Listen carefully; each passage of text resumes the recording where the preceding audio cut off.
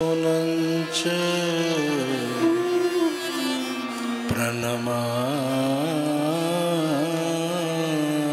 पुनः पुनः विशुद्धविज्ञानघनस्वरूपं विज्ञानविश्राननबद्धदीक्षं दयानिधिं देहभृतां शरण्यं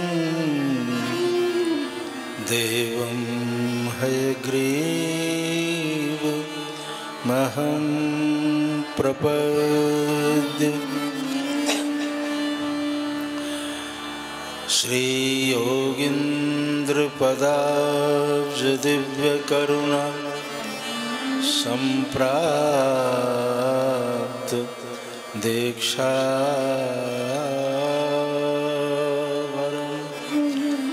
ज्ञानाब्धे परकाल देशिकमने संजात बोधोदय भारद्वाज कुलावतीर्णमनघं सुग्रीव दुर्गाधिपम्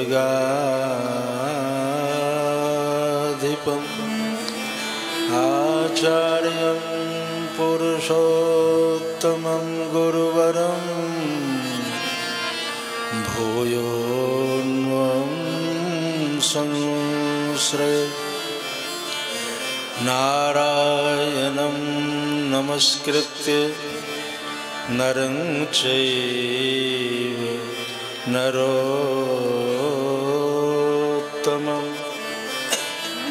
देवीं सरस्वतीं व्यासं ततो जयमुदीरयेत्।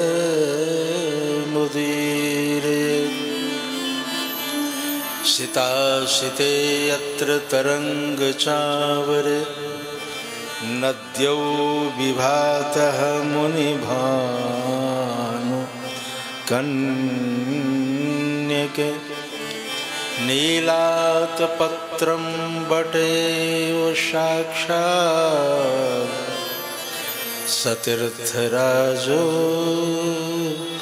जयति प्रयागः सतीर्थराजो जयति प्रयागः। सीताराम जय सीताराम सीताराम जय सीताराम सीताराम जय सीताराम सीताराम जय सीताराम सीताराम जय सीताराम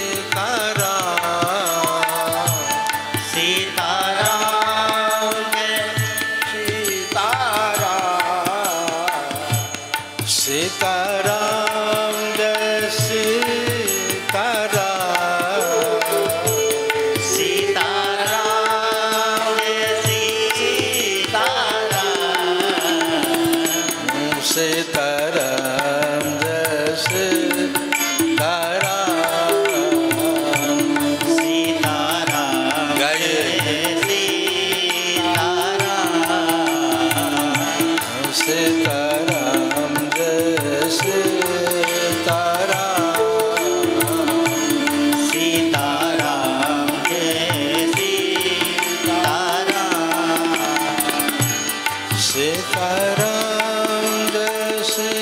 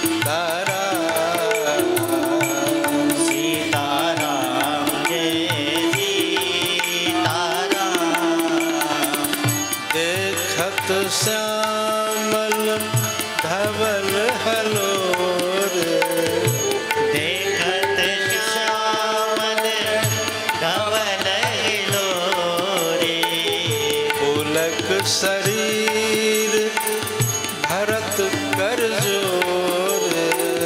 पुलक शरीर भरत कर जोरे।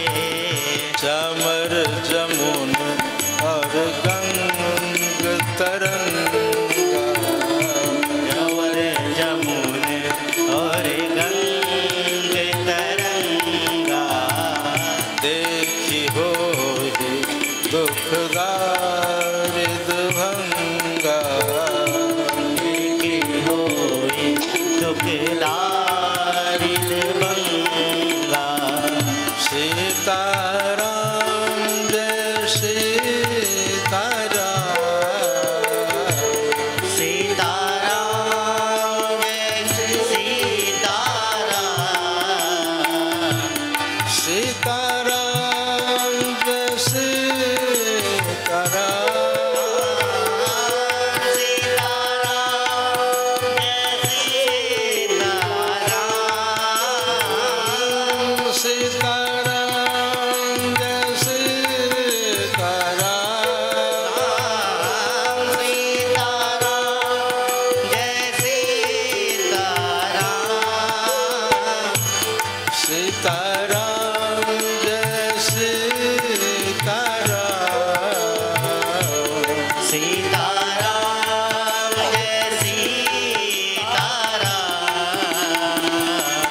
सीताराम जय सीताराम।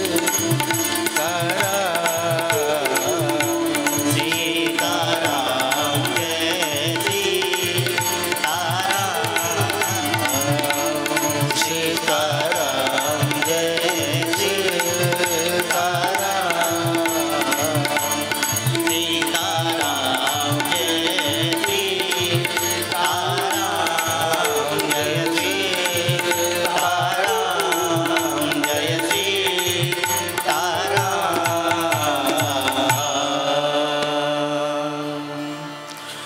बोलिए भक्तवत्सल भगवान की जय हो।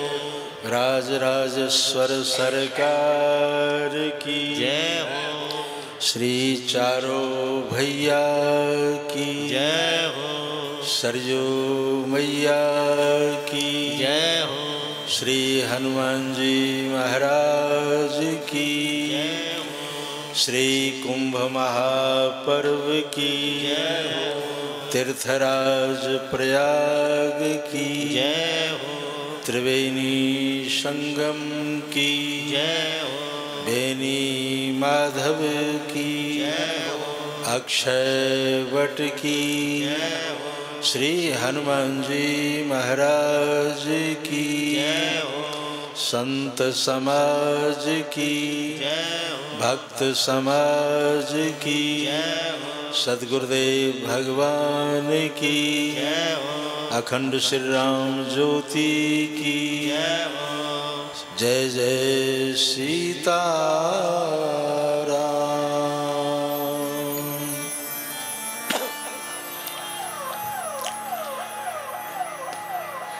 मुद मंगल में संत समाज भक्त समाज देश के सभी भूभागों से आए हुए श्रद्धालुजन श्रोत्रिय वृंद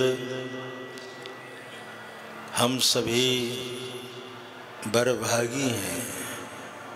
कभी कभी अपने सौभाग्य की भी सराहना कर लेनी चाहिए। बहुत से लोग हैं जो जीवन मृत्यु के बीच संघर्ष कर रहे होंगे, किसी अस्पताल में पड़े होंगे, कहीं कोई किसी से विवाद कर रहा होगा। संसार में नाना प्रकार के लोग हैं, लेकिन सबकी अपेक्षा अगर हम अपने सौभाग्य की ओर देखें तो हमने कौन सा साधन किया है, कौन सा ऐसा व्रत अनुष्ठान किया आज ये 144 वर्ष बाद श्री कुंभ महापर्व, कलयुग में 144 साल जीना बड़ा कठिन लग रहा है। अगर 100 साल की आयु पूरी कर ले तो बहुत बड़ी उपलब्धि है। समाज में लोग उसकी चर्चा करते हैं कि भाई ये शतक लगा लिया। शतक लगाने के बाद लोग खूब ताली बजाते हैं। क्रिकेट का खेल देखा है, अर्धशतक पर भी बल्ला उठता है और लोग ताली बजाते हैं। उसके शौर्य और पराक्रम की सराहना करते हैं। और शतक जब लगता है तो दोनों हाथ उठता है उसका। अर्धशतक लगता है तो एक हाथ उठता है, एक बल्ला उठता है। और जब शतक पूरा कर ले, 100 पूरा कर लेता है तो दोनों हाथ उठा देता है। ये विश्व विजय का एक संकेत है कि हमने विजय प्राप्त की है। तो जो 100 साल की आयु पूरी कर लेता है, मेरे विचार से उसी का हैप्पी बर्थडे मनाना चाहिए। जिसने शतक लगा लिया हो उसका जन्मदिन मनाओ, उसको बार बार उसका दर्शन करो, उनके चरणों में बैठ करके और खूब बधाई दे कि आपने जन्म और जीवन दोनों का लाभ प्राप्त किया। क्योंकि आप शतायु हैं, 100 साल पूरे कर लिए जीवन के। बड़ी ऊंची उपलब्धि है 100 साल। कलयुग में 100 साल से ज्यादा अगर किसी की आयु है तो वो और सराहनीय है, वो दर्शनीय है। आयु बढ़ाया भी जाता है, घटाया भी जाता है। एक ये भी विधान है। बढ़ाने का विधान क्या है? प्रतिदिन प्रातः काल उठो, नित्य क्रिया से निवृत्त हो, मुंह हाथ धो, सबसे पहले माँ के चरणों को स्पर्श करो, पिताजी के चरणों को स्पर्श करो, अपने जो परिवार में बुजुर्ग हैं उनके चरणों को स्पर्श करो। समाज में भी अगर कोई वयोवृद्ध दिखाई दे, रास्ते में भी दिखाई दे, तो उनके चरणों में भी अभिनंदन करो। हमारे यहाँ शास्त्र कहते हैं, और शास्त्र का मतलब है भगवान का वचन है। भगवान ने ही कहा है कि अगर प्रातः काल उठ करके अपने से श्रेष्ठ जनों के चरणों में अभिनंदन वंदन करता है तो उनके मुख से एक आशीर्वचन निकलता है, शतम जीव, 100 साल जियो। बुजुर्ग आज भी कहते हैं भाई 100 साल जियो, खूब आशीर्वाद देते हैं। तो चत्वारि तस्य वर्धन्ते आयुर्विद्या यशो बलम, उसकी आयु बढ़ जाती है, विद्या यश और बल, ये 4 चीज की वृद्धि होती है। जो अपने से बड़ों को नमस्कार करते हैं, उनसे आशीर्वाद प्राप्त करते हैं। राम जी ने भी अवतार लेने के बाद यही सिखाया। रामायण का आप पाठ करोगे, उसमें लिखा है प्रातः काल उठी के रघुनाथा, प्रातः काल उठी के रघुनाथा, प्रातः काल उठ के रघुनाथा,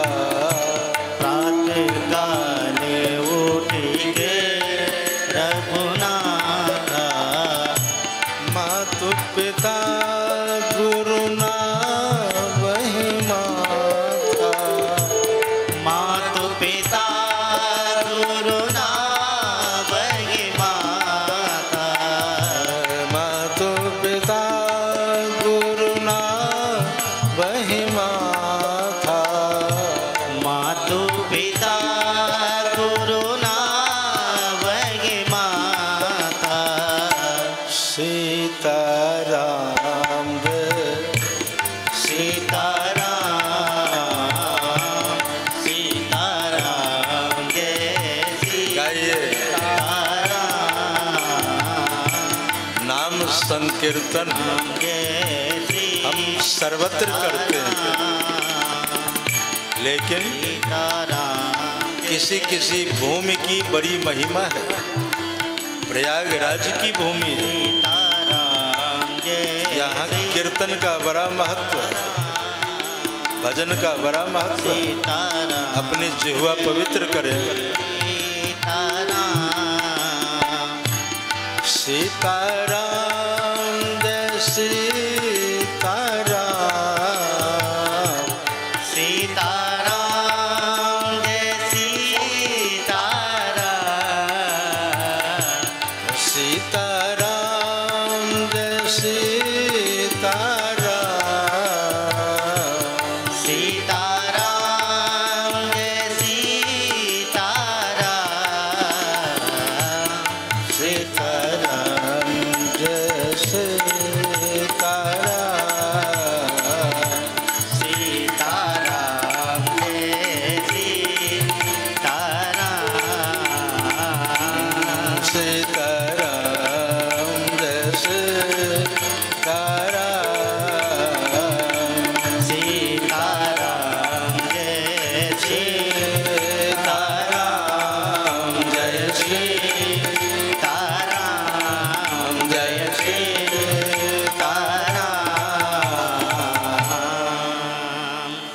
पंक्ति के भाव स्पष्ट हैं। प्रातः काल उठ के रघुनाथा, मातु पिता गुरु नावहि माथा। और आयस्सु मांग आज्ञा लेकर के कार्य करते थे। सभी कार्यों का संपादन होता था और उनको सफलता मिलती थी। आज हम राम जी के चरित्रों को बड़े प्रेम से श्रवण करते हैं, उनके पद चिन्हों पर चलने का प्रयास करते हैं, अनुसरण करते हैं, क्योंकि ऐसा चरित्र किसी का नहीं हुआ आज तक।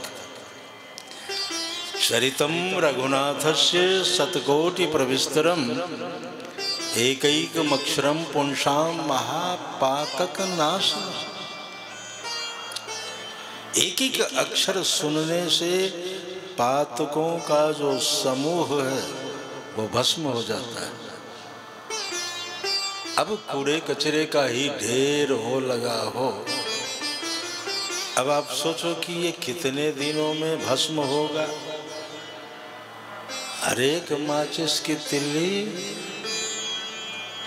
लगाए और देखते देखते जो है देखो है एक माचिस की तिल्ली लगने मात्र से अग्नि का संबंध हुआ तो वो जलाएगी। अग्नि का स्वभाव क्या है?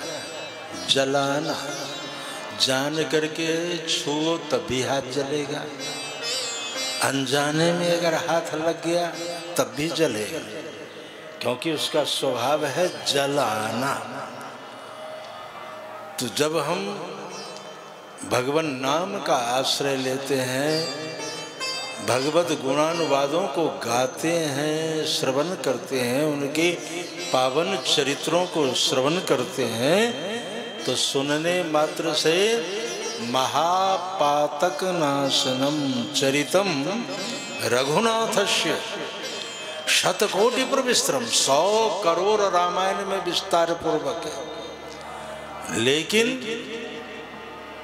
एक बार उन चरित्रों को सुनने से क्या लाभ होता है कि महापातक नाशनम चरितम रघुनाथस्य शतकोटि प्रविस्तरम एकैकमक्षरम पुंसाम। एक एक अक्षर, एकैकम अक्षरम, एक एक अक्षर में इतनी शक्ति समाहित है कि महापातक नाशनम, पापों के पहाड़ को भस्मीभूत कर देता है।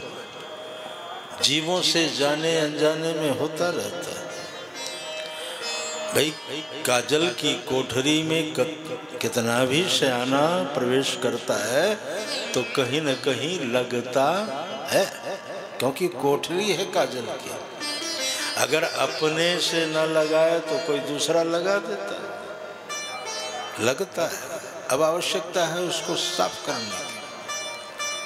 मैल धोने से धुल जाता है, लेकिन साफ पानी से धोए तो मैल से मैल नहीं धुलता। ये भी लिखा है।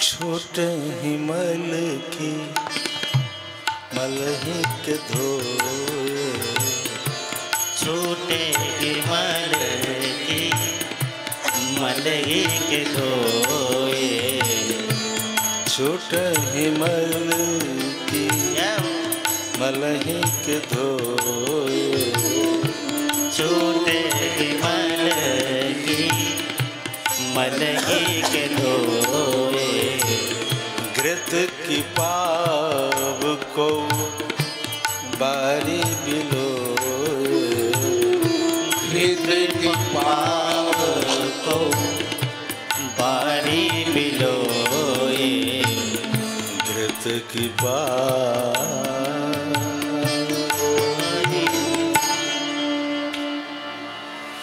छूट ही मल की मलही के धोए। मैल से मैल नहीं धुलता। घृत की पाव को बारी बिलोए। अच्छा, पानी को का मंथन करो है? तो उसमें से घी निकलेगा है? एक बाल्टी पानी ले लो, उसमें मथानी डालो और डोरी बांधो और दिन रात घर घर करते रहो और सोचो कि इसमें से घी निकल जाए है? तो घृत की पाव को बारी बिलोए। बारी मतलब जल। जैसे जल के मथने से घी की प्राप्ति नहीं होती, वैसे छूट ही मल की मलही के धोए। मैल तो लगता है, और उन मैलों को धोने के लिए ही हर साल यहाँ 1 महीने का मेला लगता है। 1 महीने का क्या बढ़िया, देखो कल्पवास कर रहे हैं लोग और खूब आनंद का अनुभव हो रहा है। गंगा स्नान कर रहे हैं और जो कुछ प्रसाद मिल रहा है, भगवत प्रसाद, उसे पा रहे हैं। भगवान को निवेदन करके पाना चाहिए। एक नियम है, एक ही आटे की रोटी एक जगह खाना, एक जगह भोजन, एक जगह प्रसाद। अंतर क्या है? कभी विचार के देखा? जहाँ पवित्रता का नामो निशान नहीं। कई लोग ध्यान ही नहीं देते कि जो है ये झूठा है और ये सच्चा है, ये पवित्र है, ये अपवित्र है। इतना तो ज्ञान सबको। सबके रसोई में एक डब्बे में ऊपर दाल भी है, चावल भी है, चने भी हैं, सत्तू, हाँ चलो सत्तू भी कह देता हूँ, सत्तू भी है, बेसन भी है, सब डब्बा में भरा हुआ रखा है सजा करके।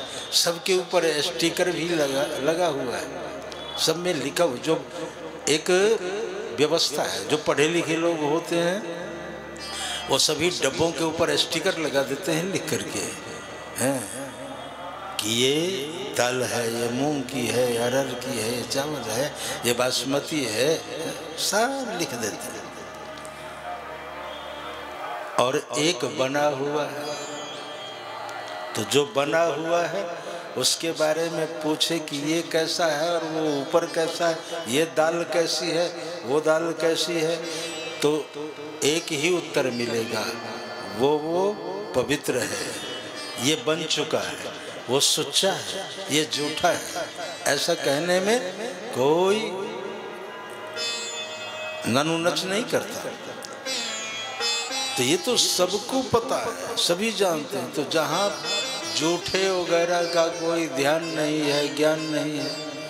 कई ऐसे प्रदेश हैं जहाँ बढ़िया है, अब घी में हलवा बना, भोग लगा, भगवान को प्रसाद जो है लगाया, खाया, और हाथ में घी लगा हुआ है, बोल अब बढ़िया अगर दाढ़ी वाला है तो गोविंद है, तो वो सेट हो जाता है।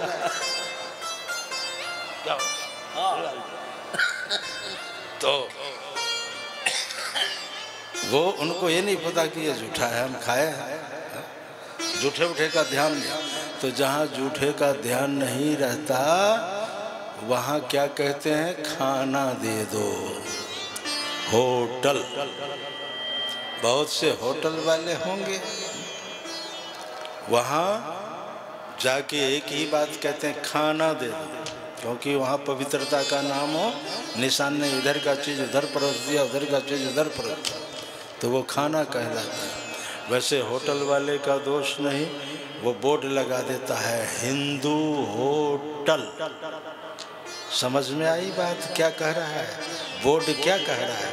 हम पढ़ते हैं लेकिन ध्यान नहीं। हिंदू हो तो टल, होटल, हिंदू होटल, वैष्णव होटल। अब पढ़ने के बाद भी अगर जाए तो उसमें होटल वाले का क्या दोष है? तो होटल में खाना, और उसी आटे की रोटी घर में नहा धो के पवित्रता पूर्वक अगर गृहिणी बनाती है तो कहते हैं भाग्यवान, भोजन दे दो। और उसी आटे की रोटी अगर आश्रम में बन जाए और तुलसी डाल करके भगवान को भोग लगा दिया जाए तो क्या कहते हैं, बाबा प्रसाद दे दो। क्या बन जाता है, प्रसाद। हमारे यहाँ तो वस्त्र का प्रसाद, द्रव्य का प्रसाद, अन्न का प्रसाद, फल का प्रसाद, सब प्रसाद ही है। यहाँ तक कि हमारे श्री वैष्णवों में अगर कोई बीमार पड़े तो दवाई का भी भोग लगा देता है, उसमें भी तुलसी डाल करके, क्योंकि यहाँ परंपरा है।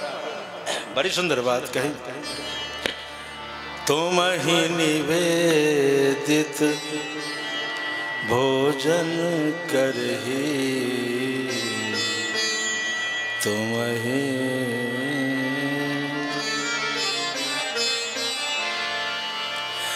तुम ही निवेदित भोजन करही,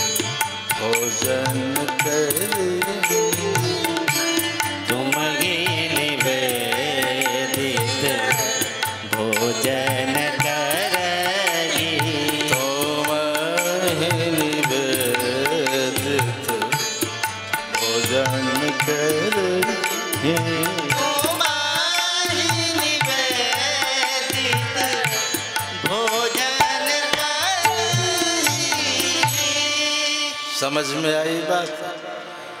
भोजन बनाओ, बनाने के बाद देखो, बनाते समय और बनाने के बाद, बनाते समय और बनाने के बाद दोनों बातों पर ध्यान रखना। बनाते समय क्या सोचे कि मैं भगवान के लिए बना रही हूँ, वहीं से श्री गणेश होगा।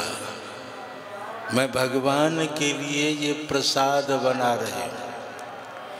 और जब बन जाए तो फिर तुलसी डाल के भगवान को भोग लगाना चाहिए।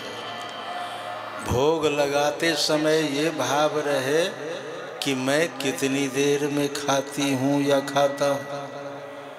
अगर तुम आधे घंटे तक खाते हो तो भगवान को भी आधे घंटे का समय दो। अगर तुम 10 मिनट में खा लेते हो, 10 मिनट का समय दो। 10 मिनट खाने में लगता है, चाहे ब्रेकफास्ट हो, लंच हो, डिनर।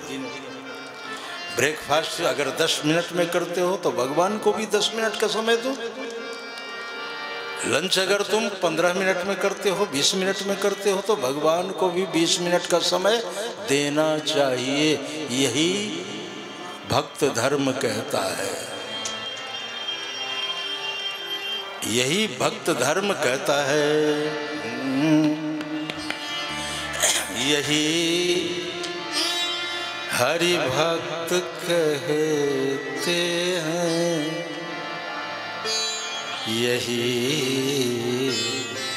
सदग्रंथ गाते हैं, यही हरि भक्त कहते हैं, यही सद ग्रंथ गाते हैं। न जाने कौन से गुण पे दया निधि रिझ जाते हैं। न जाने कौन से गुण पे दया निधि रिझ जाते हैं। न जाने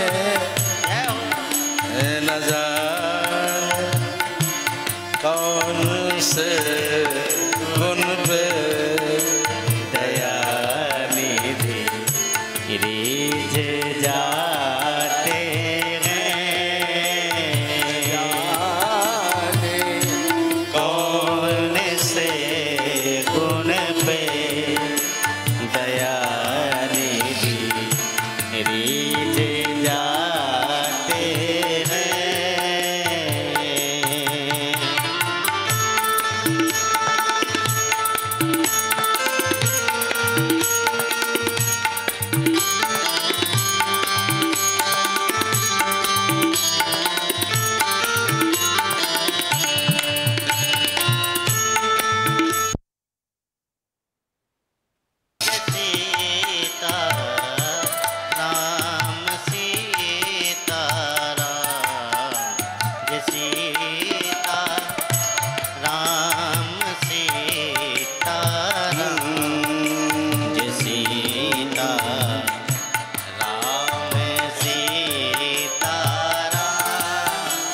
नहीं स्वीकार करते हैं निमंत्रण नृपु सुयोधन का। नहीं स्वीकार करते हैं निमंत्रण नृप सुयोधन का। निमंत्रण नृप सुयोधन का। निमंत्रण नृप सुयोधन का। विदुर घर बैठ कर के भोग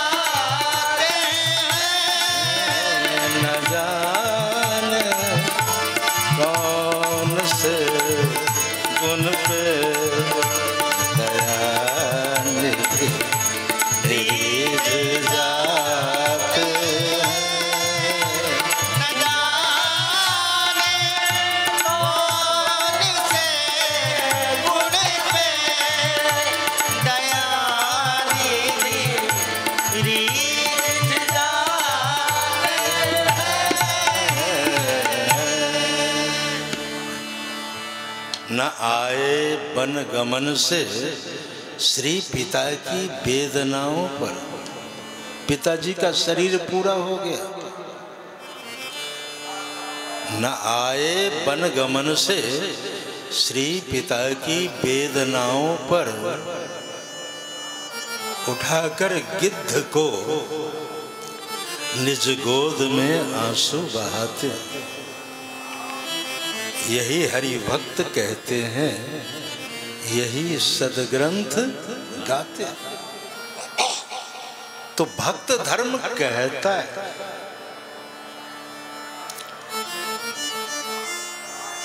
तुम ही निवेदित भोजन करही, तुम ही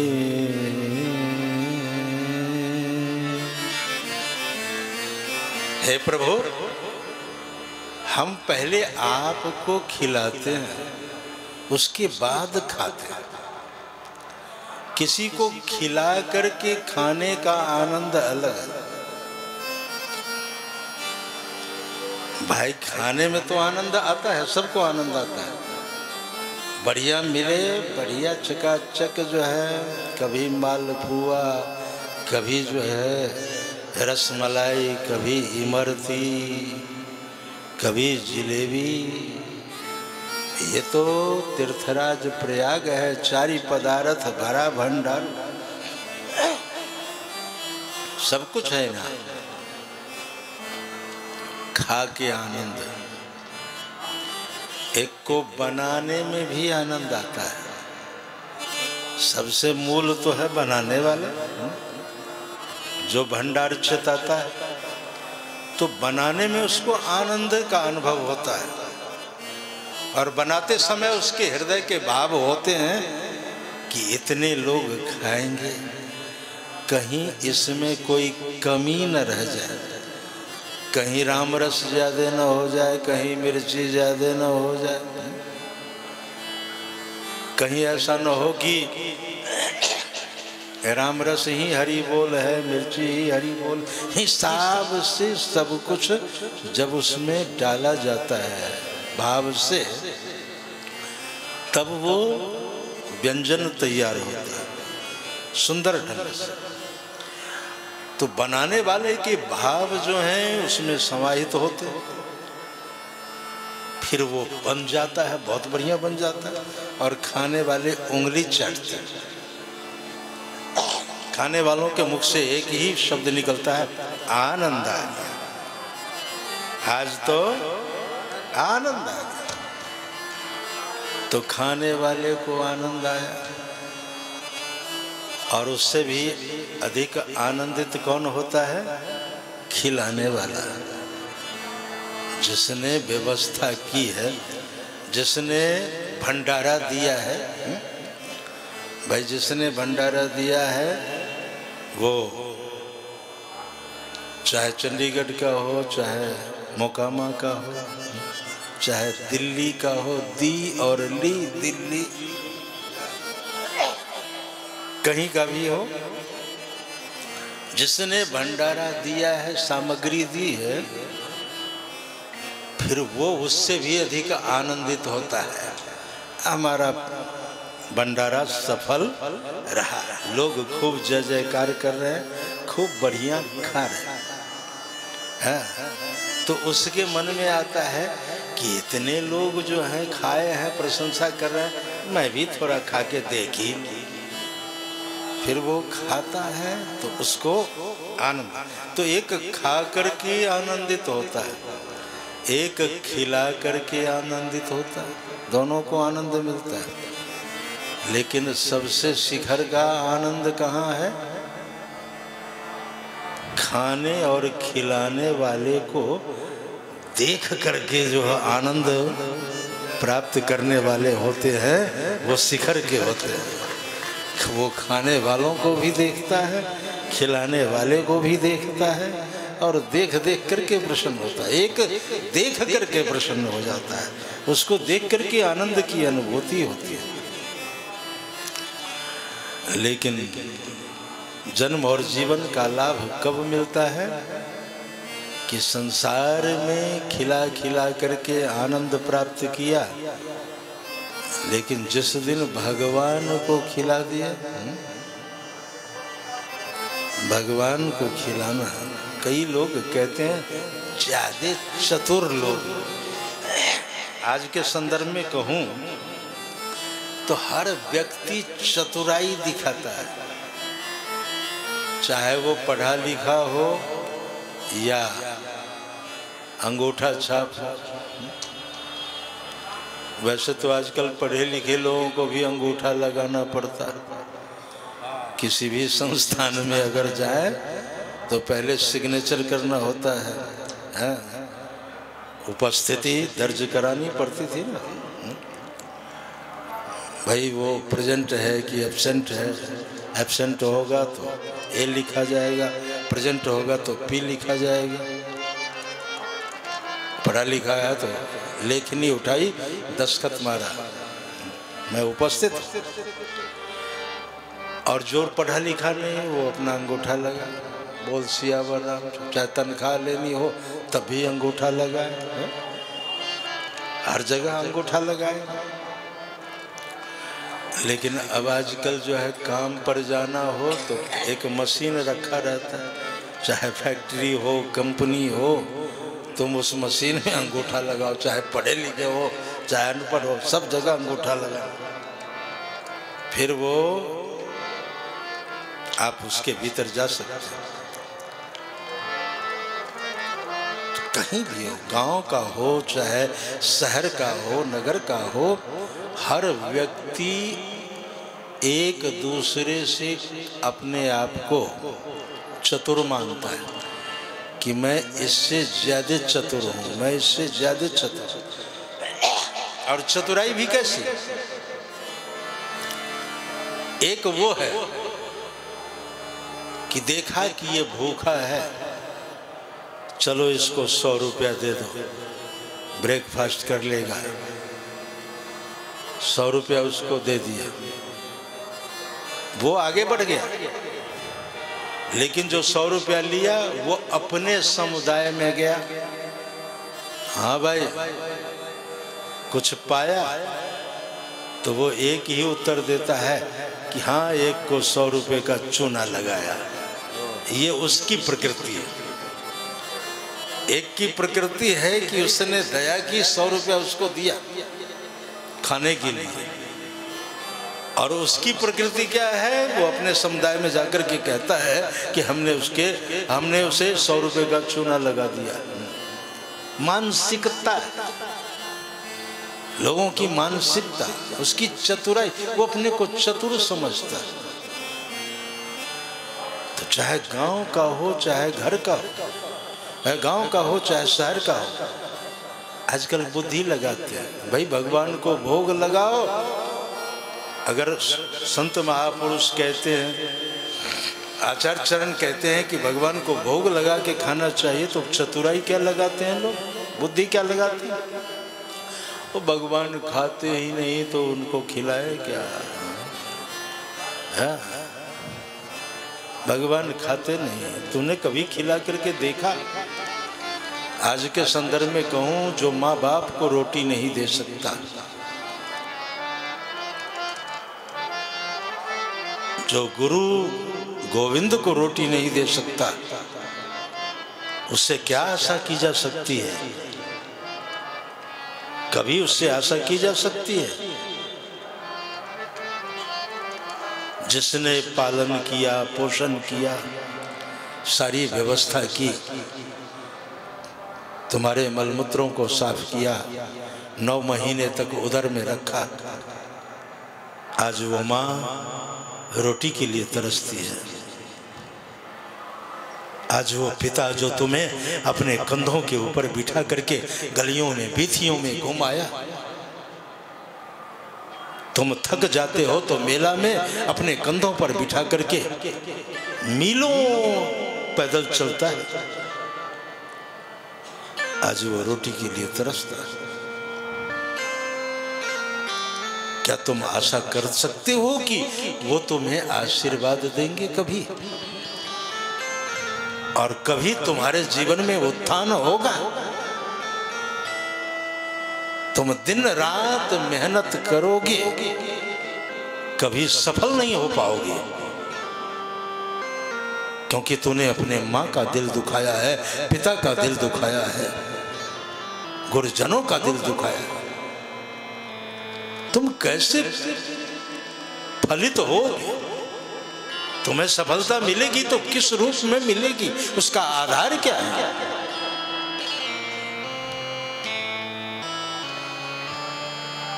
एक दिन तुम सोच सोच करके पागल हो जाओगे। तुम्हारा कर्म तुम्हारे सामने आएगा।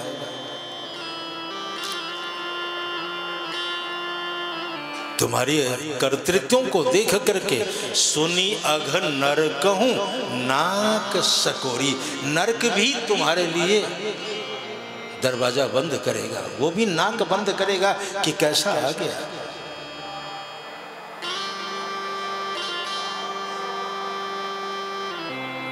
माता पिता प्यार से खिला रहे हैं, लेकिन आज के जनरेशन में कहूं तो संतान, गुरु उसको प्यार से खिला रहा है और चेला सोचता है कि नहीं नहीं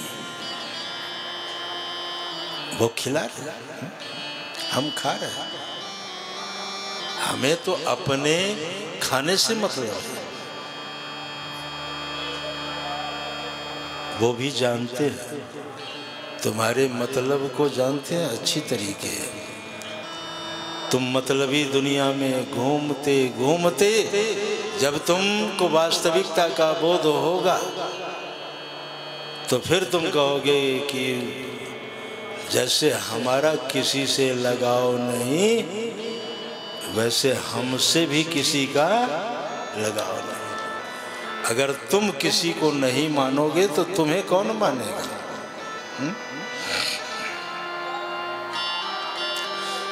फिर जो है एक जगह बैठ कर के रोगे, ना हम किसी झंझोटी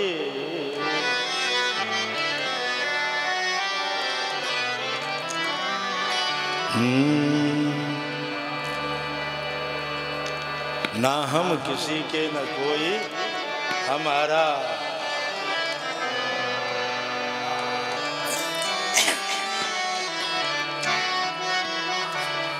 जय सिया राम जय सिया राम, जय सिया राम जय सिया राम, जय सिया राम जय सिया राम, जय सिया राम जय सिया राम। झूठे जगत से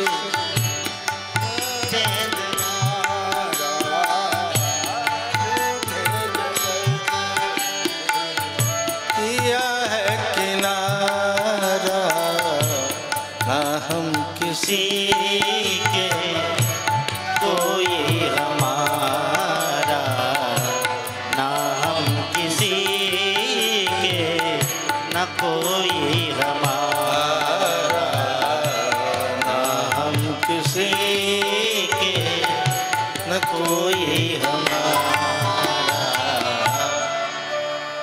ना हम किसी के न कोई हमारा।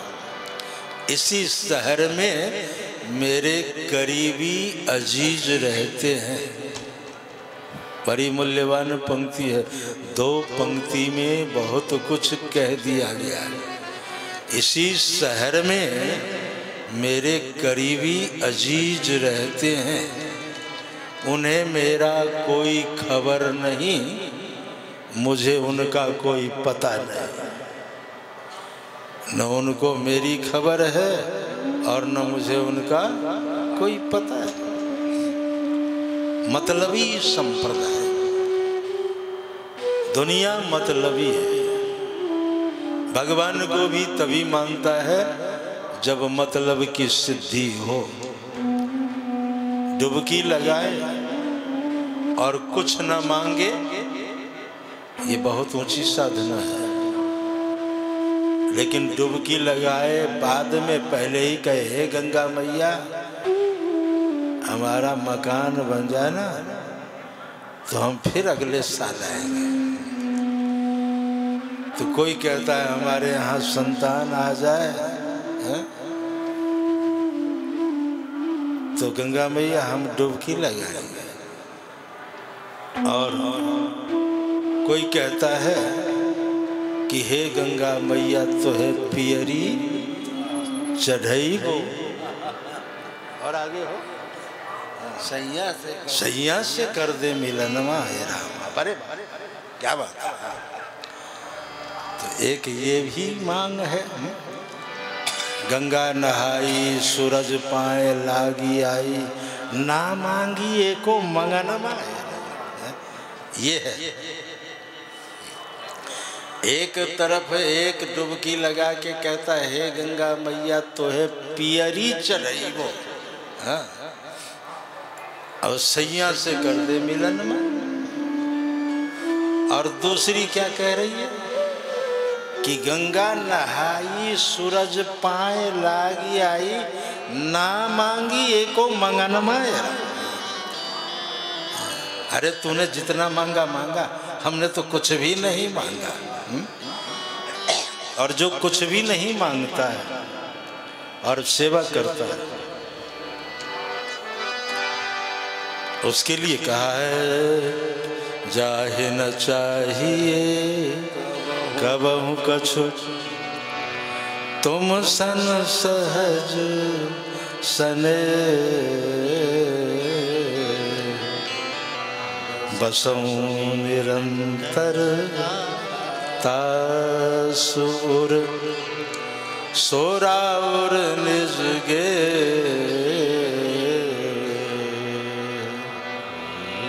बसऊं निरंतर तासुर। जप भी करता है, तप भी करता है, अनुष्ठान भी करता है, तीर्थों की यात्रा भी करता है, सब कुछ करता है, जितने धर्मानुष्ठान है सब करता है एक एक करके, लेकिन बदले में कुछ भी नहीं चाहता, क्योंकि उसकी चाह ही खत्म हो गई। चाह गई, चिंता गई, मनुआ बेपरवाह, जिसको कुछ नहीं चाहिए वो ही शाहंशाह, कुछ नहीं चाहता। अब कुछ नहीं चाहे तो भगवान को चिंता होगी। पहले भक्त चिंता करता है कि ये काम करेंगे तो हमें मिल जाएगा, और करने के बाद भी कुछ नहीं चाहता तो भगवान को चिंता होती है।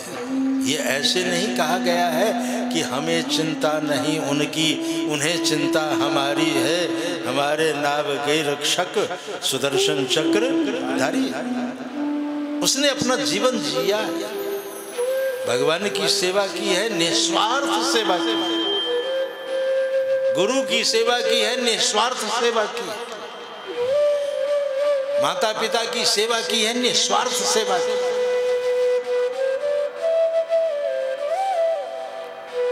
स्वार्थ अगर है तो ये उसी तरह है कि दुकानदार को पैसे दिया, बदले में सौदा ले लिया, जितना धन दिया उसने उस धन के अनुसार हमें सामग्री दे दी, लेन देन पूरा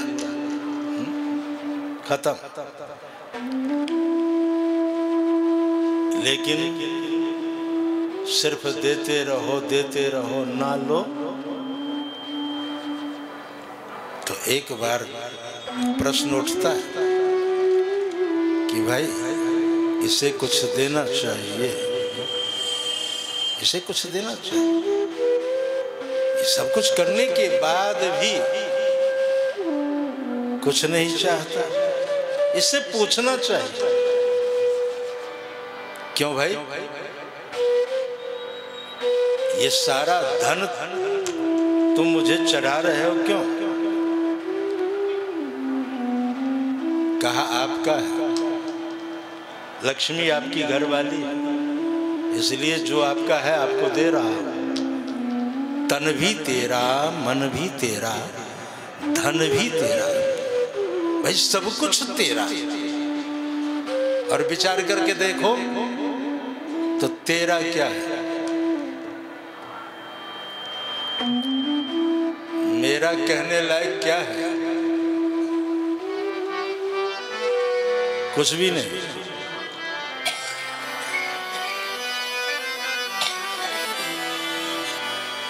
मेरा मेरा क्या करे, कुछ भी नहीं। जल जाने के बाद छोड़ देते पेड़ पंछी पत्ते झड़ जाने के बाद।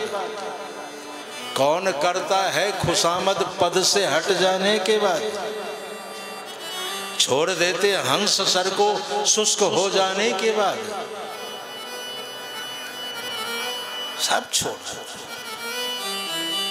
कौन है तेरा कुटुंबी तेरे मर जाने के बाद? मेरा मेरा क्या करे, कुछ भी नहीं जल जाने के बाद।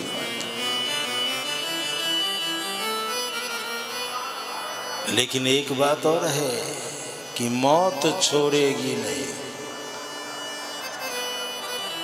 तुम भले ही सबको छोड़ दो, लेकिन एक चीज तेरे को नहीं छोड़ेगी। मौत छोड़ेगी नहीं। आयु खत्म होने के बाद सोच ले जाना कहाँ, घर खाली कर जाने के बाद। आज यहाँ इतना विशाल पांडाल है, 10 दिन बाद यहाँ कुछ भी नहीं दिखाई देगा, कुछ भी नहीं दिखाई देगा।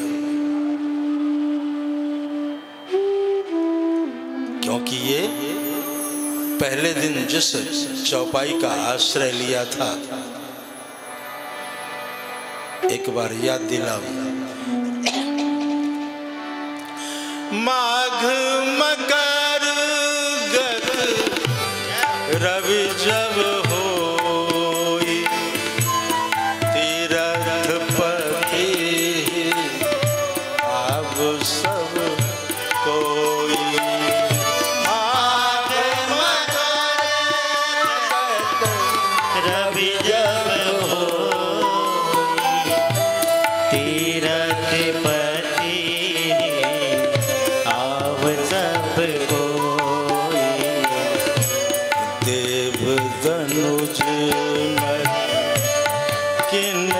श्रेणी देव धनुज नर किन्नर श्रेणी। सादर मजहि सकल त्रिवेणी। सादर मजहि सकल त्रिवेणी।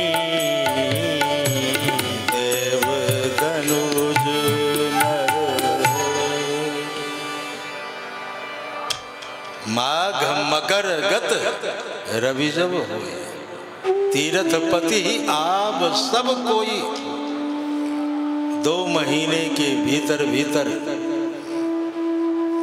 एक शहर बस गया। ये प्रयागराज एक अलग से डिस्ट्रिक्ट, ये जो 45 किलोमीटर की परिधि देख रहे हो, संगम प्रयागराज, वो तो है ही, एक ये जिला अलग से बन रहा है। ये कुंभ वाला जिला हमारे उत्तर प्रदेश के यशस्वी माननीय मुख्यमंत्री श्री आदित्यनाथ जोगी ने इस मेला क्षेत्र को जिला के रूप में घोषित कर दिया है।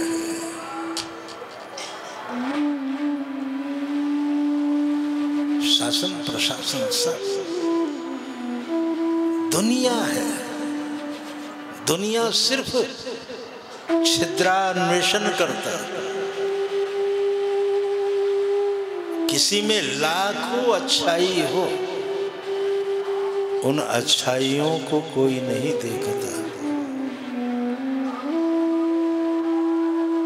तुम्हारे शरीर के ऊपर सफेद सूट है, एकदम धवल, दूर से दिखता है। सभी लोग सराहना करते हैं। किसी ने उसके साथ सट करके हल्का सा काला एक कुछ लगा दिया, सफेद में काला दूर से दिखता है। तो जो उस काले तिल को देखना चाहते हैं, तिल जो है बड़ा महत्व का है। श्रृंगार रस में एक पंक्ति है किसी की कि गोरे बदन पर तिल लगा, देखी करो प्रणाम। दोनों तरफ लगता है। हाँ महाराज, एक आकर्षण है उसमें। गोरे बदन पर तिल लगा तो देखी करो प्रणाम। भाव क्या है? चंद्र की छाया डालकर बैठे शालिग्राम। भगवान शालिग्राम भी हो सकते हैं कि नहीं हो सकते? भाई काला रूप जो है हमारे ठाकुर जी का है। नीलांबुज श्यामल कोमलांगम। नीलांबुज नीले रंग, श्याम वर्ण है। राम रूप में आए तब भी वर्ण श्याम ही था। सांवले सरकार, और जब श्याम बन करके आए तब भी सांवले थे। दोनों रंग में कोई फर्क नहीं है। तो उस पर ज्यादा दृष्टि जाती है आदमी की। उसमें चाहे लाख गुण हो, उस गुण की तरफ ध्यान नहीं जाता। एक बार किसी ने प्रश्न पूछा कि राम जी में कोई अवगुण नहीं है। बड़ी ऊंची बात है भाई। भक्त लोग तो एक से एक होते हैं, जिज्ञासु एक से एक होते हैं। क्योंकि कहीं ऐसा दिखता नहीं। राम जी में तो गुण ही गुण है खाली है? गुण दोष तो सब में होता है। सुमति कुमति सबके भीतर है?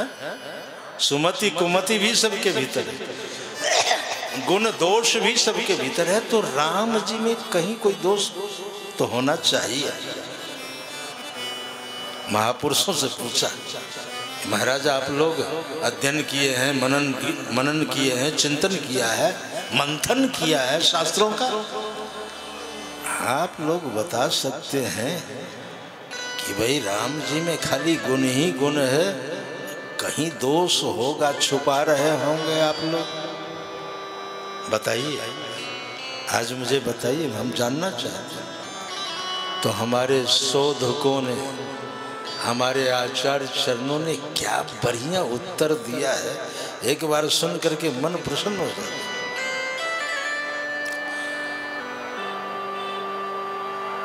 कहा राम जी में गुण ही गुण है, दुनिया वालों के लिए यही दोष है।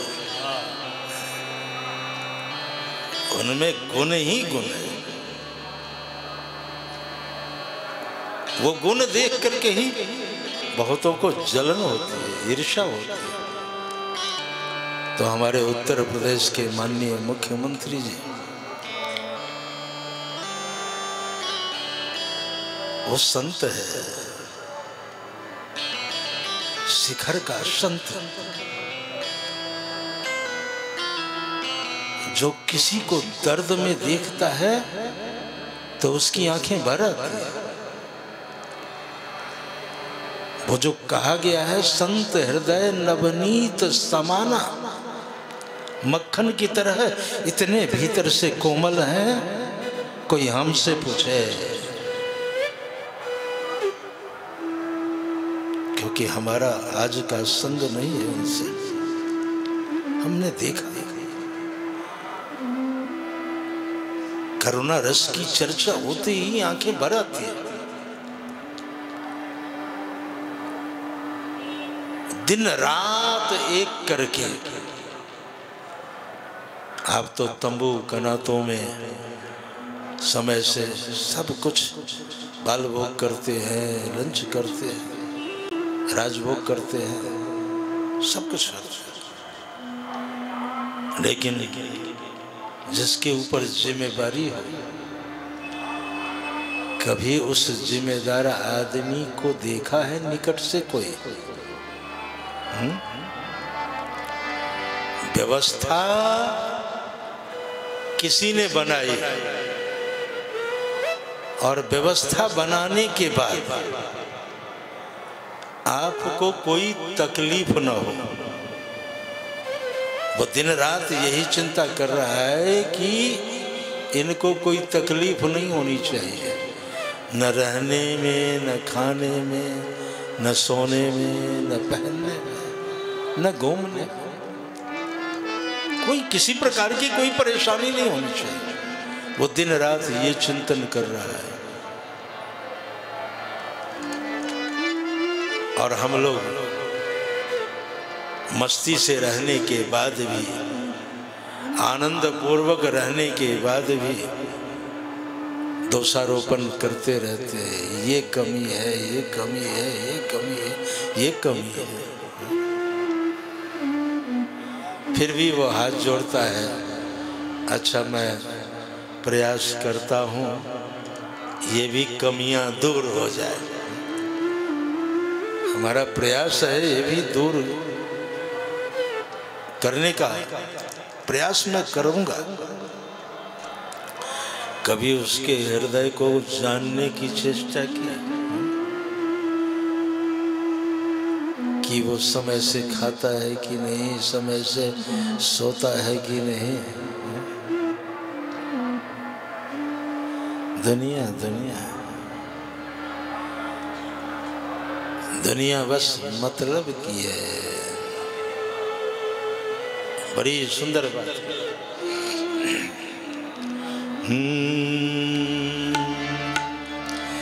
यहाँ कुछ नहीं अपना है,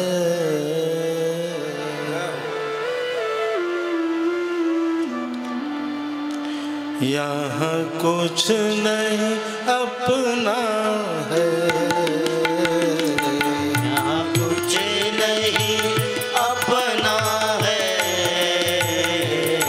हर चीज बेगानी है, हर चीज बेगानी है,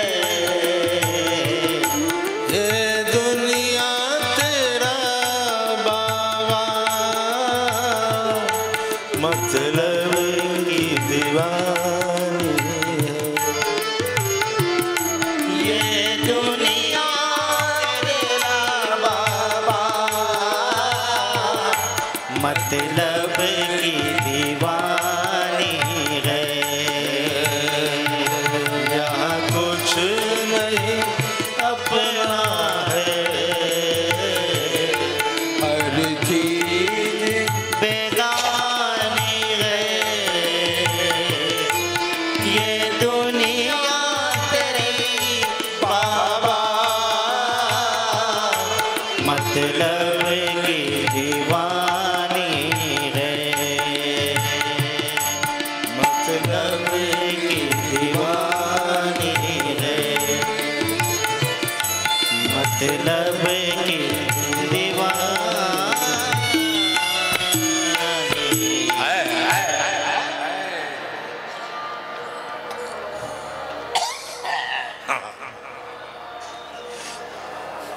ये दुनिया तेरी बाबा मतलब की दीवानी, मतलबी लोग। मेरे कहने का तात्पर्य कि कभी कभी हमें दूसरों के बारे में भी सोचना चाहिए।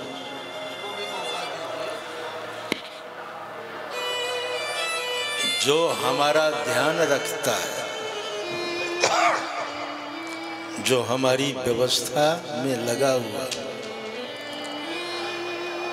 जिसकी अथक परिश्रम के कारण हमें सुख का अनुभव हो रहा है, तो क्या हमारा धर्म नहीं कहता कि हम कभी उसके बारे में भी सोचें? जो हमें खिला रहा है, हमारा धर्म नहीं बनता है कि उसे भी हम एक बार पूछे आप खाए कि नहीं खाए?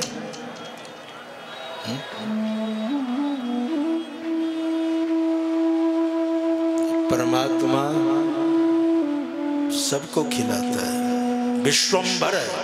ईश्वर का एक नाम क्या है? विश्वंभर। जो समग्र विश्व का भरण पोषण करता है उसे विश्वंभर कहते हैं। तो सारी दुनिया को खिलाने वाला है। खाने वालों की बड़ी होड़ लगी हुई है, लेकिन उन खाने वालों में से अगर किसी के मन में भाव आ गया कि चलो आज उससे पूछे ही लो,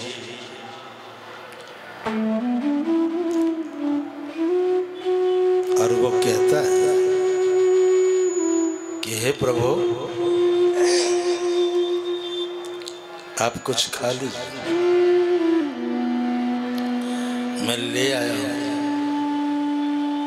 यद्यपि आपके योग्य नहीं है, आप दुनिया को खिलाते हैं, लेकिन मेरी श्रद्धा है, मेरा भाव है, आप इसे स्वीकार करें तो भगवान उसको कभी निराश नहीं करते हैं। तो जहां उसने आग्रह किया, भगवान उसके आग्रह को देख लेते हैं और खा लेते हैं। यही बात इन पंक्तियों में कहा गया है।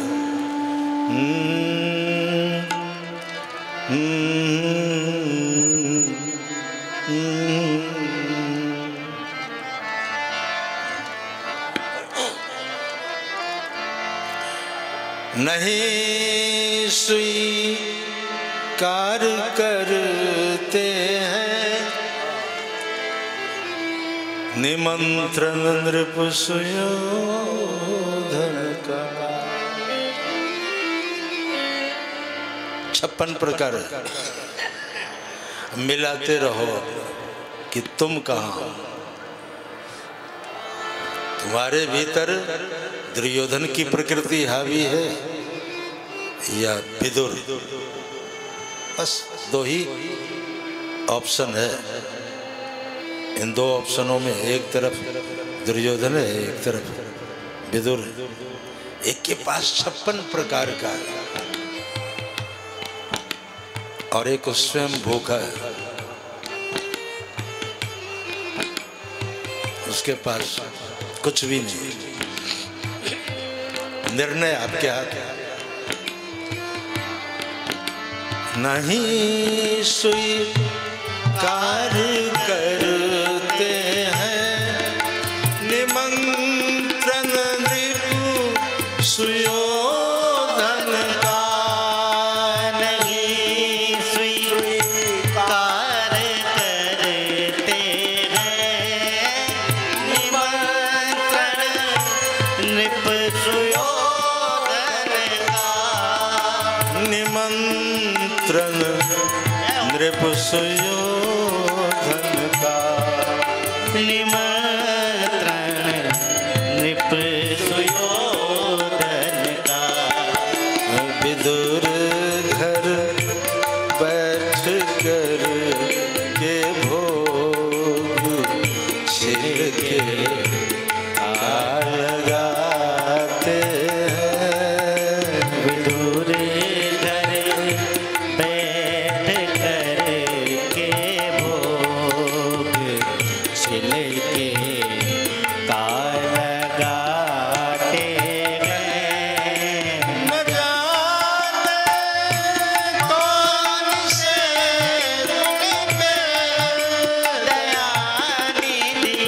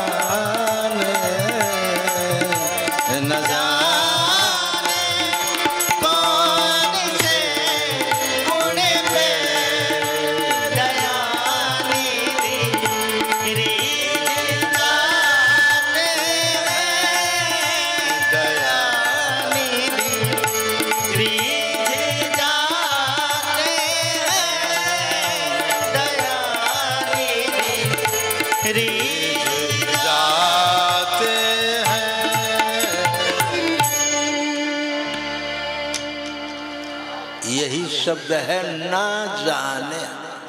जानकारी होती तो हर कोई चला जाता सीधे, है भाई। इस चीज से वो रीझ जाते हैं, इस वस्तु से वो रीझ जाते हैं। जानकारी हो तो सीधे लोग पहुंच जाए। महाराज लो, आप जिस चीज पर रीझते हैं वो लेकर के आया हूं या आई हूं। लेकिन इसमें खासियत यह है कि न जाने ना जाने नैव जाने, न जाने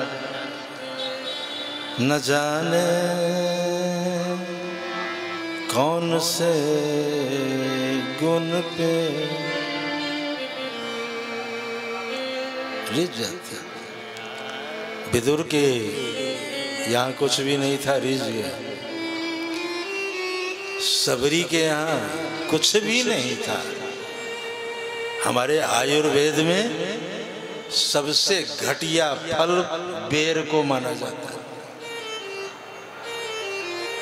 सबसे सुंदर औषधि युक्त धात्री आंवला, आंवला जिसको कहते हो, साहित्य में उसे धात्री कहा गया है। और शास्त्र कहते हैं धात्री फलम सदा सुपथ्यम। आंवला कभी नुकसान नहीं पहुंचाता। चाहे किसी रूप में लो, चटनी के रूप में लो, अचार के रूप में लो, आंवला का जूस सेवन करो। आंवला का जूस जो है वो बालों में लगाओ, सफेदी दूर हो जाए।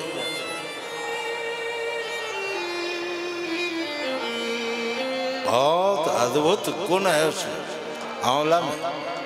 इसलिए कहा धात्री फलम सदा सुपथ्यम, वो सुपथ्य है। और बदरी फलम सदा कुपथ्यम, बदरी मतलब बेर।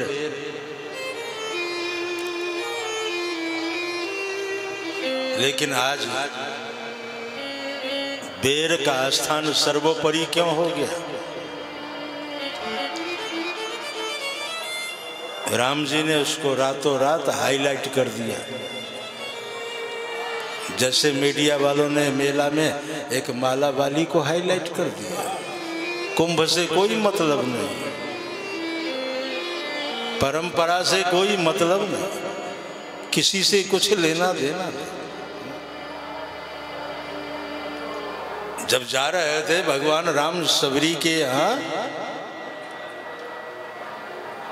तो रास्ते में बेरों का वन था, बेर बदरी वन था। बेरों ने देखा कि मुझे कोई पूछता नहीं, मैं पेड़ में ही पक जाता हूँ, सड़ जाता हूँ, गिर जाता हूँ, कोई पूछता नहीं। तो जैसे राम जी चलने लगे, सब फल नीचे आकर के रास्ता ही जाम कर दिया राम जी का। जाओगे किधर से? बेर का ढेर, हाँ, पहाड़ों जैसा ढेर लग गया। राम जी खड़े हो गए। वृक्षों ने प्रार्थना की, महाराज हमारा सृजन बेकार हुआ, मैं फलता भी खूब हूं और समय से पकता भी हूं, लेकिन मेरे को कोई पूछता ही नहीं। कहा ऐसा? कहा आज फैसला करो, नहीं तो हम जाने नहीं देंगे आपको, रास्ता जाम कर। भगवान ने कहा ठीक है, मैं तुम्हें रातों रात इतनी ऊंचाई पर पहुंचाऊंगा कि तुम सभी फलों के ऊपर राज करोगे, सभी फलों के ऊपर राज करोगे। और जैसे सबरी के यहाँ पहुंचे और राम जी ने वो बेर खाए, तो आज भी बढ़िया टोकरी फलों का बनाओ, ऊपर बेर ही रहता, और देने वाला कहेगा ये सबरी के बेर है महाराज, स्वीकार करो। राम जी जिसे स्वीकार कर लेते हैं उसे हर कोई स्वीकार करता है। गुरु गोविंद जिसे स्वीकार कर ले उसे सभी स्वीकार करता है। भोजन प्रसाद ही अगर आप भगवान को भोग लगा करके खाते हैं, खिलाते हैं, तो उसमें एक अद्भुत स्वाद जो है। इसलिए भगवान को निवेदन करो। तो भगवान को जब निवेदन कर दिया तुलसी दल डाल करके, तो क्या बन गया? प्रसाद। एक ही आटे की रोटी, एक जगह खाना, एक जगह भोजन और एक जगह प्रसाद। और प्रसाद खाने से बुद्धि निर्मल होती है। बड़भागी लोग हैं, यहाँ प्रसाद मिल रहा है और बहुत ही सुंदर जन्म और जीवन का लाभ प्राप्त कर रहे हैं। भगवान की कथा श्रवण कर रहे हैं। कथा के क्रम में तो हम लोग अभी शिव विवाह तक ही सुन चुके हैं, लेकिन अब अपने पास कुछ दिन है, क्योंकि यहाँ मेरे ख्याल से सभी रास्ते बंद हो गए हैं। यहाँ से अयोध्या भी जाना चाहो तो नहीं जा सकते, सीमा सील है। काशी भी जाओगे सीमा सील है। प्रयागराज में भी आओगे सीमा सील है। तो शासन ने सील कर दिया है। कब तक? 5 फरवरी तक। क्योंकि 5 फरवरी को उत्तर प्रदेश में चुनाव भी है। अयोध्या के पास चुनाव है, इसलिए अयोध्या सील है। उसमें वाहन जाने नहीं देगा, तो जाओगे। तो इसीलिए हमने कहा कि कथा को घिसका करके क्यों न 7 तक ले जाए। सरकार 3 को जाना है। अरे तो जाइए, जिसको जाना है उसको कौन रोकता है।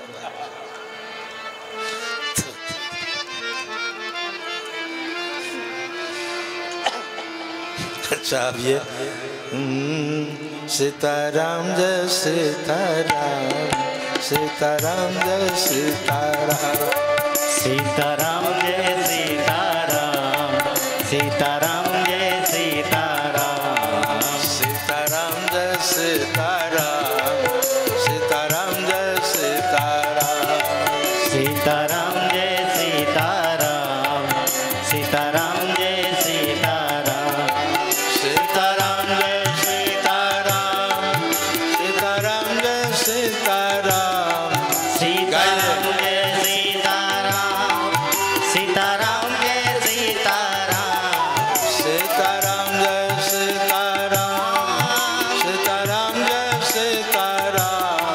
सीताराम जय सीताराम, सीताराम जय सीताराम, सीताराम जय सीताराम, सीताराम जय सीताराम, सीताराम जय सीताराम, सीताराम जय सीताराम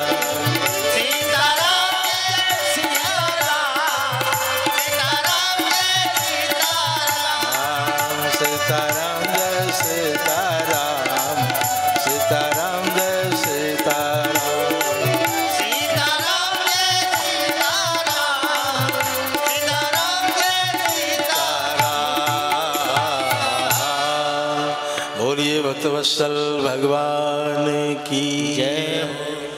तो कथा का क्रम तो शिव विवाह तक की कथा हम सभी श्रवण कर चुके हैं। अभी 10 मिनट में विदा करा के पहुंचा देते हैं और उसके बाद फिर आगे देखेंगे, क्योंकि अभी तो तीर्थराज प्रयाग है। यहाँ की महिमा इतनी है कि हम आपको जीवन भर सुनाते रहेंगे तो घटने वाला नहीं है। को कही सके प्रयाग प्रभाव। तो मंगलमय विधान के साथ हर गिरजा कर भयो विवाह,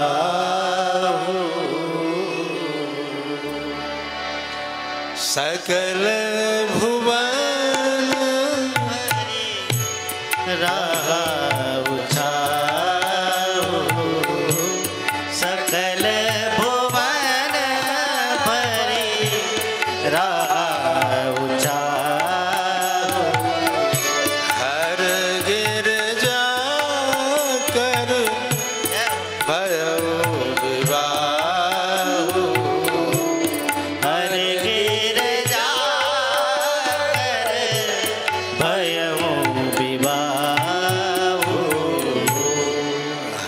मतलब हर किसे कहते? हर हर महादेव रोज बोलते हो, हर का अर्थ नहीं मालूम? हाँ? हर किसका नाम है? भगवान शंकर जी का। इसीलिए कहते हैं हर हर हर हर महादेव, घर घर महादेव। हर नाम है शिव जी का। और गिरिजा, हर गिरिजा, गिरि मतलब पर्वतराज हिमालय, गिरि से उत्पन्न हुई, गिरि के घर उत्पन्न हुई, हिमालय के घर उत्पन्न हुई, पर्वत राज के यहाँ उत्पन्न हुई, इसलिए गिरिजा नाम पड़ा। जहाँ से जन्म हुआ, गिरि से जन्म हुई, गिरि में प्रकट है। और अटूट श्रद्धा तो हर गिर जाकर भयो विवाहु। विवाह तो आप लोग रोज देखते हैं, विवाह में 5 बातें ही तो होती है। अरे पति पत्नी एक दूसरे का रूप देखते हैं, उसको और किसी से कोई मतलब नहीं, लेना देना नहीं। पति पत्नी एक दूसरे का रूप देखते हैं, पहली बात। दूसरी बात, दोनों तरफ की माँ धन देखती है। कन्या की माँ भी धन देखती है कि बेटी जिस घर में जाएगी वो धनी है कि नहीं, सुख से रहेगी कि नहीं। इसलिए कन्या पक्ष की माता भी धन देखती है, और वर पक्ष की माता वो भी इसलिए धन देखती है कि मेरे बेटे की शादी जिस घर में होने जा रही है वहाँ से दहेज वगैरह खूब मिलेगा कि नहीं, इसलिए उसकी दृष्टि में भी धन। दंपति रूप ही माँ तो धन। लेकिन दोनों तरफ के पिता नाम विख्यात, उनको न रूप से मतलब न धन से मतलब, वो ख्याति हमारा होने वाला समधी कैसा है, वो दोनों एक दूसरे का ख्याति देखते हैं। तीसरी बात। और चौथी बात, उत्तम कुल बांधव चय। लेकिन रिश्तेदार लोग क्या देखते हैं कि हमारा रिश्तेदार जो अपने बेटे या बेटी का संबंध कर रहा है वो ऊंचे खानदान में कर रहा है या घटिया खानदान में, क्योंकि वो लोग खानदान देखते हैं। चौथी बात तो दंपति रूप ही मातु धन पिता नाम विख्यात, उत्तम कुल बांधव चहे पर भोजन चहत बरात। बरातियों को न रूप से मतलब, न धन से मतलब, न ख्याति से मतलब, न खानदान से मतलब, वो केवल भोजन चाहत बारात। तो शादी ब्याह में सिर्फ 5 बातों पर ध्यान दिया जाता है, इन्हीं 5 बातों पर। जहाँ भगवान शंकर दूल्हे के रूप में है और पार्वती जगत जननी दुल्हन के रूप में है, वहाँ किस चीज की कमी है? इसलिए हर गिर जाकर भयो विवाहु, सकल भुवन भरी रहा उछाहु। 14 भुवन, सकल भुवन मतलब 14, नागलोक, मर्त्यलोक, स्वर्गलोक, ये 3 लोक हैं। और इन तीनों लोकों के ऊपर नीचे जो है पृथ्वी मध्य में है, मर्त्यलोक ये मध्य में है, इसके ऊपर भी 7 भुवन, इसके नीचे भी 7 भुवन, 14 भुवन है। सब जगह चर्चा हो गई, शिव जी की शादी हुई है। अब जितने बारात लोग थे बढ़िया से सबका स्वागत हुआ।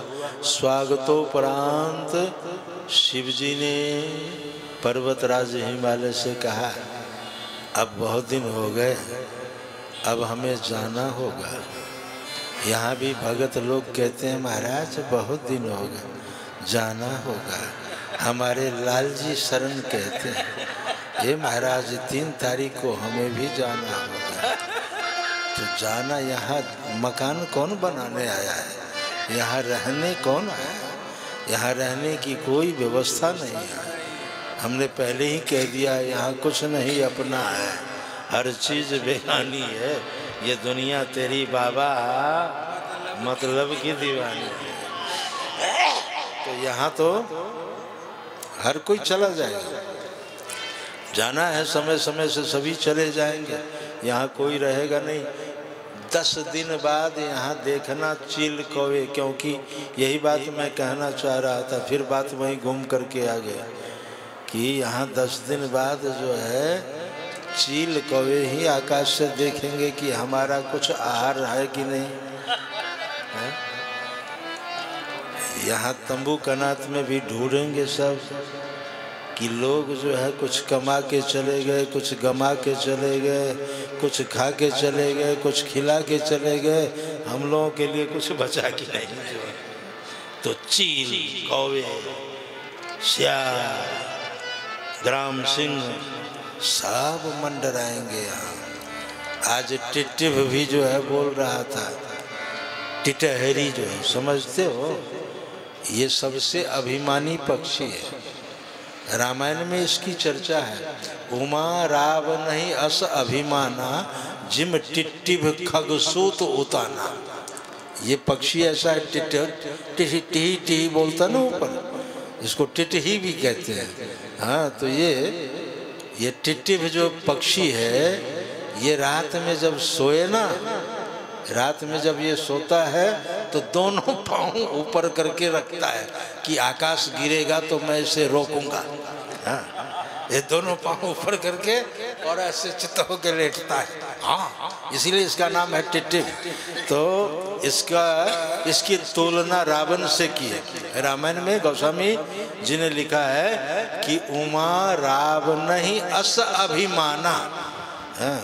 कथा सुनाते सुनाते भगवान शंकर जी ने पार्वती जी से कहा कि उमा राव नहीं अस अभिमाना, जिम टिट्टिभ खगसूत होता। जैसे वो आकाश को रोकने की चेष्टा करता है, उसी प्रकार रावण के यहाँ अभिमान है। तो महाराज ये 10 दिन बाद सभी आएंगे और आ करके अपना अपना खुराक ढूंढेंगे कि किसका मोक्ष हो गया, कहाँ क्या बचा हुआ है। तो सब दाना दुन का चुगने वाले भी पक्षी आएंगे, मांस भक्षी भी आएंगे, सभी यहाँ आएंगे, क्योंकि तीर्थ पति आप सब कोई हर कोई आएगा यहाँ। तो यहाँ रहने के लिए तो कोई है नहीं। आया है सो जाएगा राजा रंक फकीर, एक सिंहासन चढ़ चले एक बंधे जंजीर। जाना तो होगा, सबको जाना। तो यहाँ न तो दास रहने के लिए आया है, न आपकी बात है, तो कोई बात नहीं, समय से सभी लोग आएंगे जाएंगे। भगवान शंकर जी भी शादी हो गई तो ससुर जी से कहा, महाराज बहुत दिन हो गए, अब हम चलना चाहते। तो पर्वतराज हिमालय ने कहा, कोई बात नहीं, विदाई चाहते हो तो विदाई कर देंगे। और पार्वती जो है, पार्वती जी की डोली सजाई गई। विदाई की बेला कारुणिक है, खास करके बेटी की विदाई जो है, कठोर से कठोर हृदय का पिता हो उसको भी रोना पड़ता है, सबको रोना पड़ता है। महाराज ये ऐसा प्रसंग है, जैसे पार्वती की डोली सजाई गई, माँ के चरणों में अभिनंदन किया, वंदन किया, मैना रो पड़ी, मैना रो रही है, हिमालय रो रहे हैं। मैना ने नारी धर्म की शिक्षा दी, करो सदा शंकर पद पूजा, शिव चरणों की पूजा करना बेटी, और सबका ध्यान रखना, नारी धर्म की शिक्षा दी। और जब पर्वतराज हिमालय के चरणों में अभिनंदन किया, बाबा मुझे आशीर्वाद दो, मैं अब जाना चाहती हूँ, तो रोना शुरू किया। पूरे हिमाचल प्रदेश में करुणा एक तरह से उमर पर। पार्वती जी की सहेलियां रो रही है, डोली में बिठाई, और जैसे डोली वहां से चली तो हिमालय ने बहुत सुंदर बात कही, भगवान शंकर से कि ये बेटी है मेरी, मेरे घर की इज्जत, बुढ़ापे की इज्जत, मुकद्दर की इज्जत। कभी ला दो गौहर न मांगेगी तुझसे, न सोने की जेवर ये मांगेगी तुझसे। इसे होगा सब्र और फाका गवारा, मुसीबत में भी साथ देगी तुम्हारा।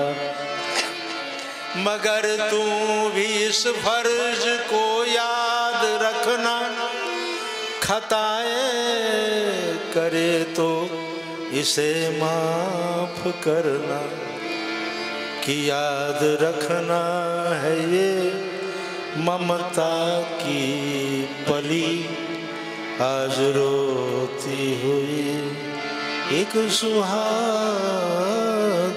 चली। डोली में बिठाया गया, रो रहे, रोने का जो है। और ये बड़ी सुंदर परंपरा है। आज तो सब लोग मनमाना कर रहे, बदलाव आ गया। आजकल रोना भी बड़ा विचित्र। ऐसे ही विदाई की बेला थी, माता पिता ने बेटी को विदा किया, डोली में बैठी, अभी 50 मीटर दूर गई और डोली में से ही कूद करके बाहर, डोली में से कूद पड़ी। अब माता पिता रो रहे हैं दरवाजे पर। बड़ा आश्चर्य हुआ, बीबी नाक कटा दी। लोग क्या कहेंगे? बेटी क्या हुआ, क्यों वापस चली आई, क्यों भाग आई? कोई उत्तर नहीं, सीधे कमरे में चली गई। माता पिता चिंता करने लगे, उनके जो पास पड़ोसी थे, कहा क्या हुआ, ये क्यों भाग आई? लगता है ससुराल जाना नहीं चाहती। इतने में वो घर से निकली, पिता को पुनः प्रणाम की, माँ को प्रणाम किया। कहा बेटी ये चर्चा का विषय हो गया, अरे डोली में से कूद करके वापस चली आई। उसने धीरे से कहा चार्जर भूल गई थी।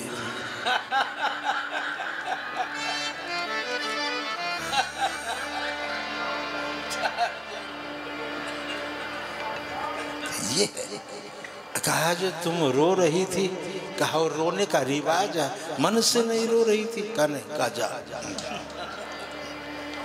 तो आज तो बहुत बदलाव है, लेकिन रोने का विधान। रोती हुई एक सुहागन चली।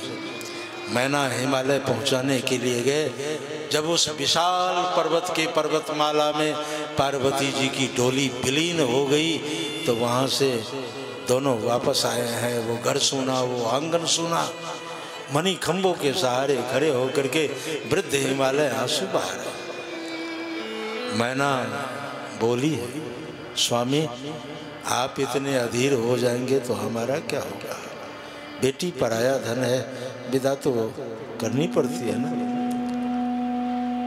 एक दूसरे को सांत्वना दी है, एक तरफ विदाई और एक तरफ बधाई। अब जैसे डोली पहुंची कैलाश के शिखर पर, हर गणों ने नवदंपति का स्वागत करने की पूरी तैयारी की थी। और जैसे देखा कि डोली आ रही है, दधी दुर्वा अक्षत चंदन सब बरसाने लगे। महादेव तुम्हारी जय हो, महादेव तुम्हारी जय हो, भोले शंकर तुम्हारी जय हो, भोले शंकर तुम्हारी जय हो, हे देव तुम्हारी जय जय हो,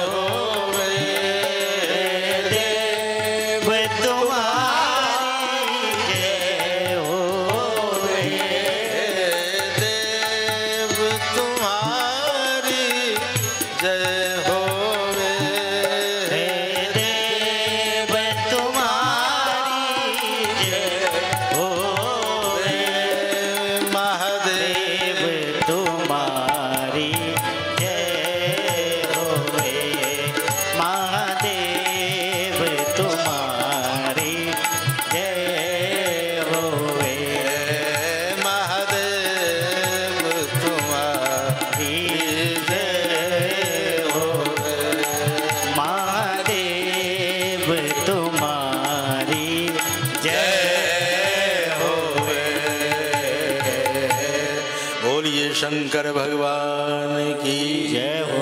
कैलाश के शिखर पर हर गणों ने अभिनंदन किया है, वंदन किया है, नव दंपति का स्वागत किया और मंगल आरती उतारी है।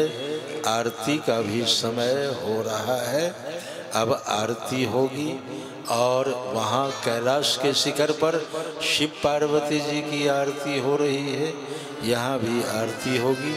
आप आरती का दर्शन करेंगे। उसके बाद ठीक 1 घंटे का ब्रेक है बीच में, आप उसको मध्यांतर ही समझ लें, तो इंटरवल ही समझ लें। और क्योंकि उसके बाद फिर आप यहाँ वृंदावन से हमारी रासलीला मंडली आई हुई है और सुंदर सुंदर लीला, सुंदर सुंदर भक्तों के चरित्र आपको दिखाए जा रहे हैं। जब तक ये चल रहा है प्रभु